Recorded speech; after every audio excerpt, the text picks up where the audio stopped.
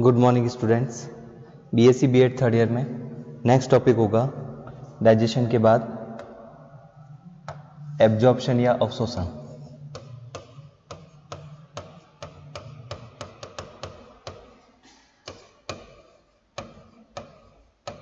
Absorption या अवशोषण इसके अंदर किसे कहा जाता है? इंटेस्टाइन या आंत्र में इसके अंदर एक बार पाचन कंप्लीट होने के बाद में, पाचन इसके अंदर कह सकते हैं जब पूर्ण हो जाता है, डाइजेशन कंप्लीट हो जाता है या पूर्ण हो जाता है, इसके बाद में ऐसे मॉलिक्यूल का निर्माण होता है जो इसके अंदर कह सकते हैं या जिनका आगे डाइजेशन नहीं किया जा सकता। तो डाइजेशन के बाद में जैसे कार्बोहाइड्रेट होता है तो ग्लूकोज का निर्माण होता है, इसके अलावा अमीनो एसिड का निर्माण होता है, प्रोटीन होता है, प्रोटीन है तो अमीनो एसिड बनेगा, अमीनो अम्ल, और थर्ड इसके अंदर कह सकते हैं लिपिड है, तो इससे इसके अंदर कह सकते हैं वसा अम्ल तथा ग्लिसरॉल का निर्माण होता है।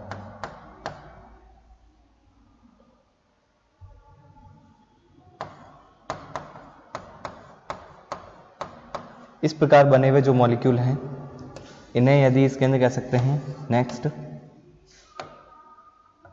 ब्लड में मूव करवाया जाता है, इंटेस्टाइन या आंत्र से ब्लड में मूव करवाया जाता है, इस प्रोसेस को कहा जाता है एब्जॉर्प्शन या अवशोषण।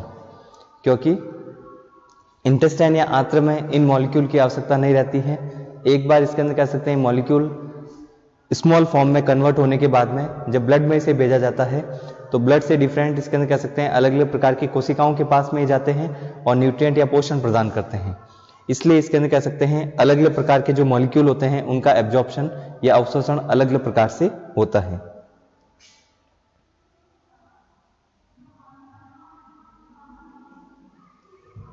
जैसे इसके अंदर फर्स्ट हो सकता है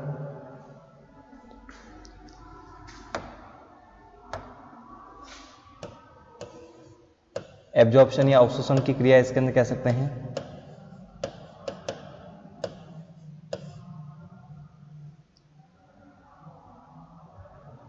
माउथ या मुख में, इसके अंदर कह सकते हैं अवशोषण।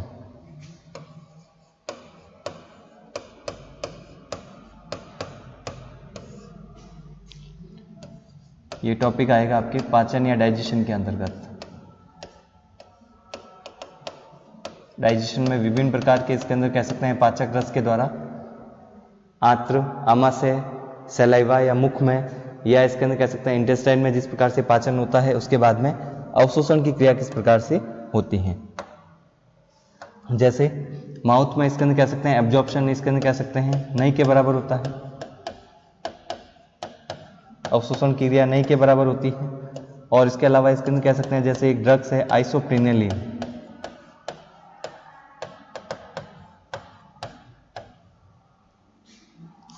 आइसोप्रिनेलिन जो ड्रग होती है इसका अवशोषण हो सकता है।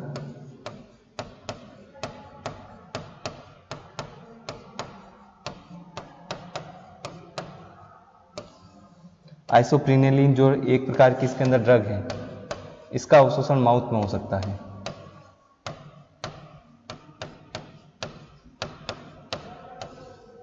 सेकंड हो सकता है आमाशय में अवशोषण, स्टोमच में। स्टोमच में अवशोषण की जो क्रिया होती है जिसमें कहा जा सकता है कि इसके अंदर सीमित मात्रा में लिमिटेड एब्जॉर्प्शन होता है।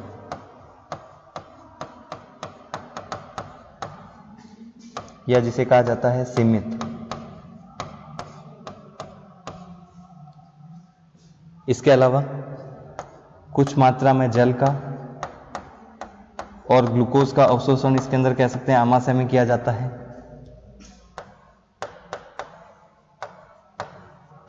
एब्जॉर्प्शन या अवशोषण जो किया जाता है ग्लूकोज और जल में कुछ मात्रा इसके अंदर होगी केवल, क्योंकि मुख्य अवशोषी अंग तो स्मॉल इंटेस्टाइन होती है। इसके अलावा आयरन, Fe या आयरन, Fe+2 या आयरन या जिसे लोहा कहा जाता है, इसका अवशोषण तो इसके अंदर कह सकते हैं कहां पर होता है? छोटी आंत स्मॉल इंटेस्टाइन में।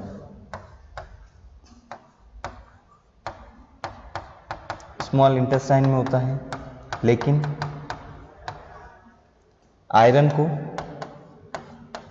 फूड से बाहर निकालना, जो भोजन इसके अंदर कह सकते हैं इंटेस्टाइन में आता है, उसमें जो आयरन पाया जाता है उसको डिसॉल्व आउट करना। और आमाशय में इसके अंदर डिसॉल्व आउट जो किया जाता है किसकी सहायता से किया जाता है? HCl की उपस्थिति में।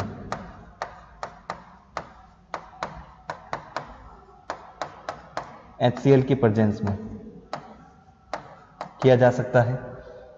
तो आयरन या लोहे को इसके अंदर कह सकते हैं भोजन से डिसॉल्व आउट करके बाहर निकालने का जो कार्य किया जाता है HCl की उपस्थिति में, यह किया जा सकता है स्टोमच में, जो कि इसके अंदर HCl की उपस्थिति में किया जाता है। लेकिन अवशोषण इसके अंदर कह सकते हैं स्मॉल इंटेस्टाइन या छोटी आंत्र में होता है। नेक्स्ट इसके अंदर कह सकते हैं मुख्य अवशोषी अंग कौन सा हो सकता है? Small intestine.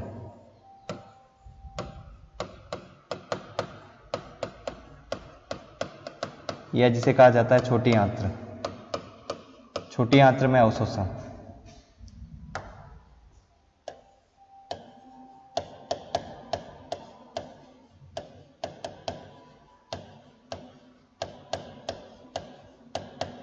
स्मॉल इंटेस्टाइन में एब्जॉर्प्शन। स्मॉल इंटेस्टाइन में एब्जॉर्प्शन की बात करें तो स्मॉल इंटेस्टाइन जो है इसके अंदर कह सकते हैं मेजर एब्जॉर्प्टिव ऑर्गन है, या जिसे कहा जाता है मुख्य अवशोषी अंग होता है।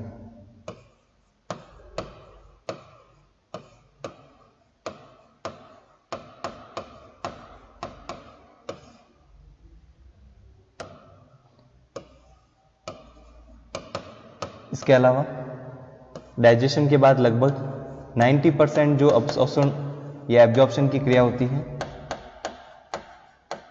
एब्जॉर्प्शन या अवशोषण जो होता है स्मॉल इंटेस्टाइन में होता है।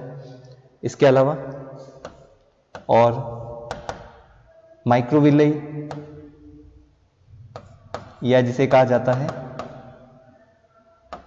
सुषमांकुर। माइक्रोविलेई या सुषमांकुर इसके अंदर कह सकते हैं पाए जाते हैं छोटी आंत्र में। जैसे मेम्ब्रेन जो पाई जाती है इसके अंदर इस प्रकार से फोल्ड होती है इंटेस्टाइन की, इन्हें माइक्रोविलेई या सुषमांकुर कहा जाता है। और जब इसके अंदर कह सकते हैं माइक्रोविलेई या सुषमांकुर पाए जाते हैं तो भोजन का अवशोषण करने के लिए सरफेस एरिया बढ़ जाता है। सरफेस एरिया या जो इसके अंदर कह सकते हैं सतह जो क्षेत्रफल होता है इंक्रीज होता है माइक्रोविलेई के कारण।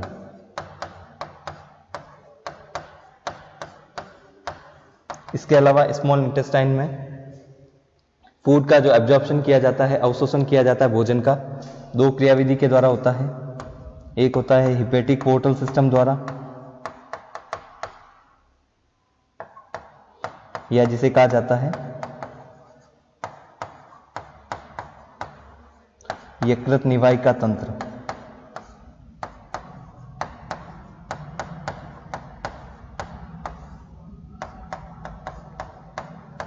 तंत्र के द्वारा किया जाता है और फूड को इसके अंदर एब्जॉर्प्टिव मटेरियल को लीवर में डाला जाता है, लीवर की वेन्स या ब्लड में डाला जाता है। और सेकंड जो हो सकता है इसके अंदर लिम्फेटिक सिस्टम के द्वारा, या जिसे कहा जाता है लसिका तंत्र द्वारा।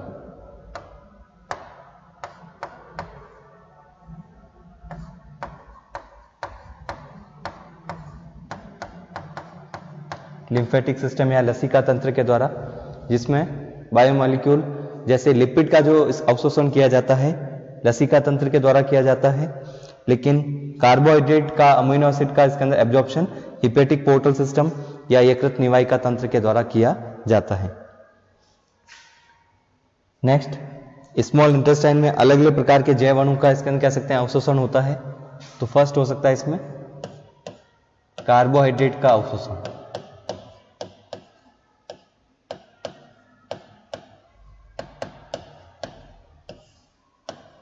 कार्बोहाइड्रेट का एब्जॉर्प्शन या अवशोषण।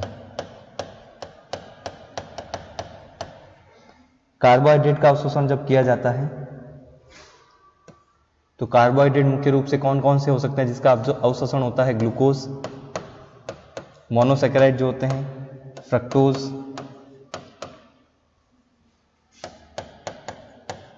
थर्ड जैसे गैलेक्टोज,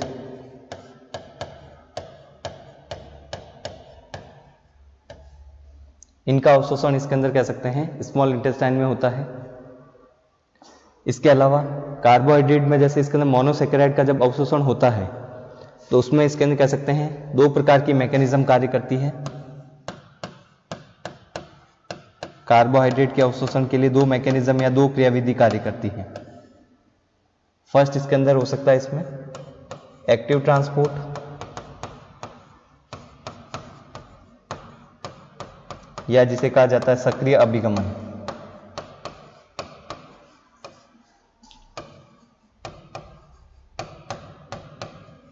सेकेंड इसके अंदर हो सकता है जिसे कहा जाता है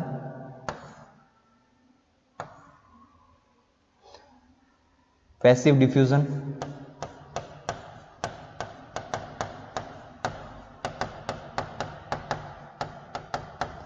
या जिसे कहा जाता है स्वतः विसरण।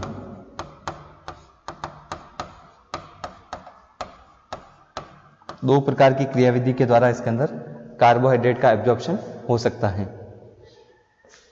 और कार्बोहाइड्रेट का एब्जॉर्प्शन जैसे दो अलग अलग इसके अंदर मेथड के द्वारा होता है। तो सक्रिय अभिगमन जो होता है इसके अंदर, सक्रिय अभिगमन में एटीपी की आवश्यकता रहती है। एटीपी इसके अंदर कह सकते हैं आवश्यक होता है। और पैसिव डिफ्यूजन जैसे नाम से पता चल रहा है एटीपी आवश्यक नहीं होता है।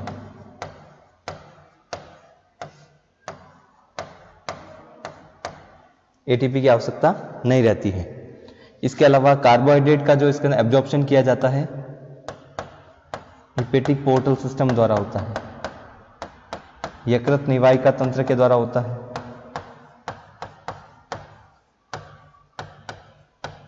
जिसमें पैसिव डिफ्यूजन और एक्टिव ट्रांसपोर्ट पाया जाता है।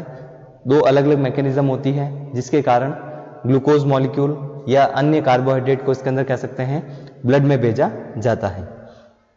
किस प्रकार से हो सकता है? जैसे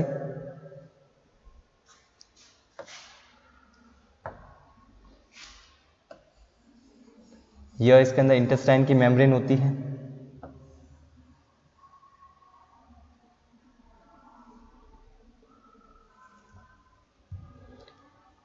जैसे इंटेस्टाइन की मेम्ब्रेन जो होती है उसमें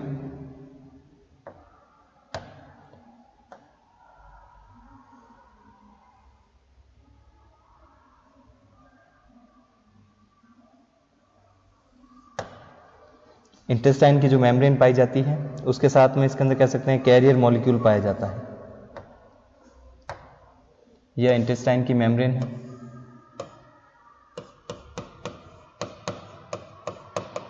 इंटेस्टाइन मेम्ब्रेन या झिल्ली।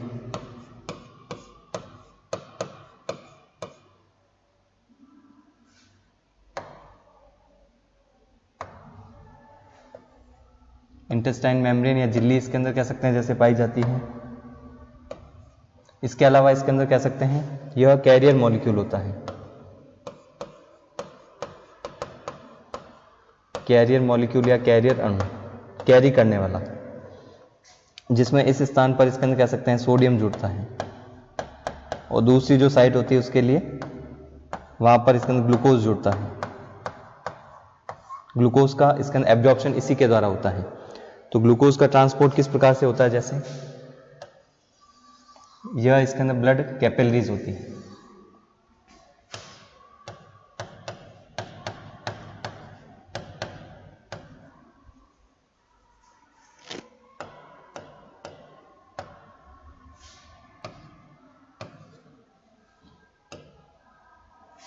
Blood capillaries.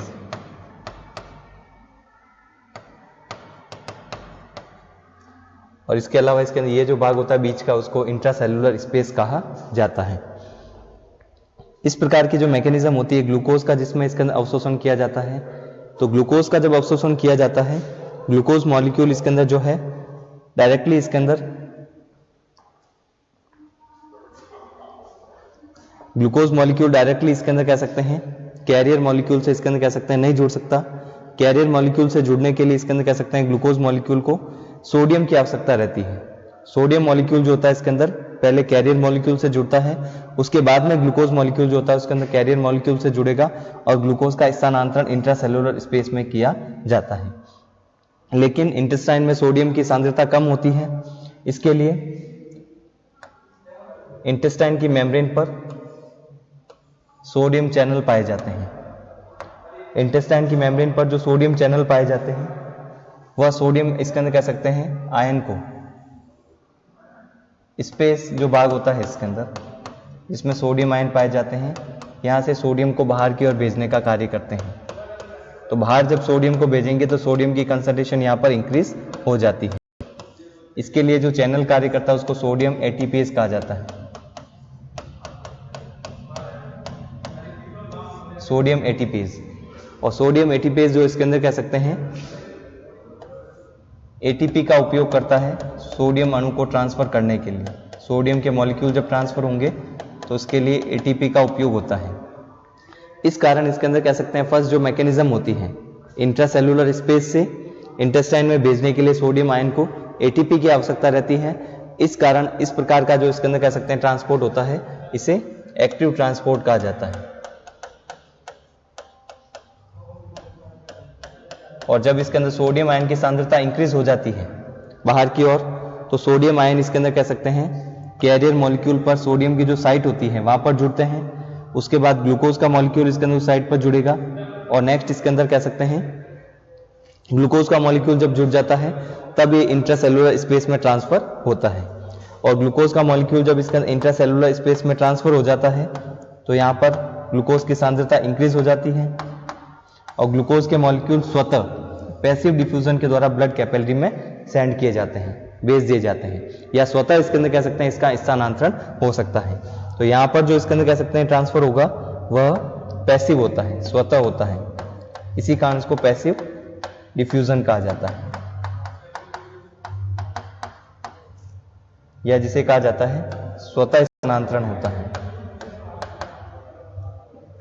इसमें एटीपी की आवश्यकता नहीं रहती है, लेकिन एक्टिव ट्रांसपोर्ट जैसे इसमें आपको बताया कि एटीपी की आवश्यकता रहती है, इसमें एटीपी की आवश्यकता नहीं रहती है। स्पेस इंट्रासेल्युलर जो स्पेस होता है इसे डायरेक्टली मॉलिक्यूल इसके अंदर कह सकते हैं ब्लड कैपिलरी में इसके अंदर चले जाते हैं जिसमें एटीपी की आवश्यकता नहीं रहती है। नेक्स्ट इसके अंदर फ्रक्टोज का स्थानांतरण किस प्रकार से होता है। फ्रक्टोज का जब अवशोषण किया जाता है तो ग्लूकोज के अवशोषण जैसे आपको बताया कि सोडियम पर निर्भर करता है। फ्रक्टोज का जो अवशोषण होता है सोडियम पर निर्भर नहीं करता है। फर्स्ट सेकंड इसके अंदर कह सकते हैं फ्रक्टोज में इसके अंदर कह सकते हैं जो कैरियर प्रोटीन होता है वह भी ग्लूकोज की तुलना में अलग होता है। फ्रक्टोज में जो कैरियर प्रोटीन पाया जाता है वह ग्लूकोज की तुलना में कैरियर प्रोटीन की तुलना में अलग होता है। लेकिन गैलेक्टोज का जो स्थानांतरण होता है, गैलेक्टोज का अवशोषण ग्लूकोज की तरह ही होता है।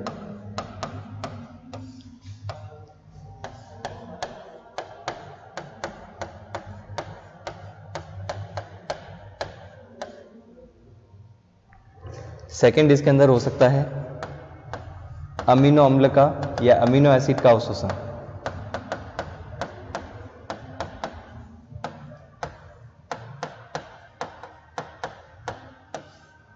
अमीनो एसिड का जब अवशोषण किया जाता है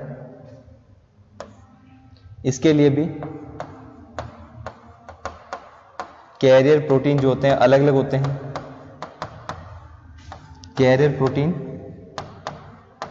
जो अलग अलग इसके अंदर कैटेगरी के या अलग अलग श्रेणी के जो अमीनो एसिड हैं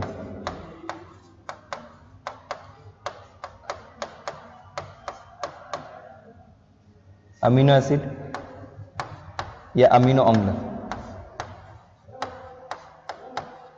अलग अलग इसके अंदर कैटेगरी के जो इसके अंदर कह सकते हैं अमीनो एसिड के लिए कैरियर प्रोटीन भी अलग अलग होते हैं।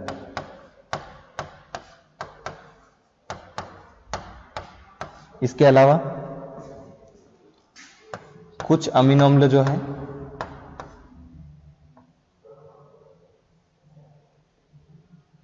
कुछ अमीनो अम्ल जैसे कह सकते हैं वह सोडियम पर भी निर्भर करते हैं। कुछ अमीनो अम्ल, कुछ अमीनो एसिड जो होते हैं इसके अंदर का अवशोषण इसके अंदर सोडियम पर भी डिपेंड करता है।